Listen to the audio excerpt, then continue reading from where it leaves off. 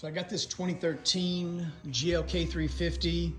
This is a common issue I'm seeing, man. I've seen a lot of these in the last couple of weeks. I think I've counted 5.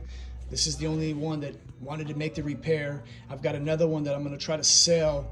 There's not a lot of oil in the ECU, so we're gonna do the cam sensors.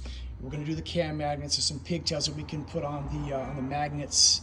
But yeah, these cam sensors on this one seem to be the issue. I'm missing the 4th one, but that's where a lot of the oil was, in these cam sensors. Then I've seen a little bit in the magnets. But this is the front connector. You can kind of see the glaze, ECU. So it's all getting replaced. You're going to want to replace those intake seals, all the bolts that hold those magnets in place. And it had a misfire on cylinder 4, so I did that one. And then there was oil up in the fuel rail for number 6. So I ended up selling all 3 of the injectors. I'm not taking any chances because it's all got to come back apart. That's what makes this job expensive, or adds to it, is those injectors. They're expensive. So we did 3 of them. It bumped that price up good. So here's what I did. Yeah, stay organized. I've got the harness in place. I've already laid it in. I'm going to complete the installation of the fuel rail. Make sure you replace this seal. Needs to be replaced. What happens is that when the injectors leak, it's able to run back into the crankcase and so on.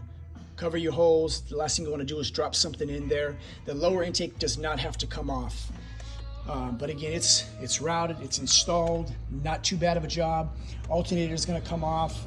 That heat shield, this pulley, the pulley down here is coming off to allow that harness down there. But again, it's not too bad. All that's got to come out of there, the high pressure fuel pump.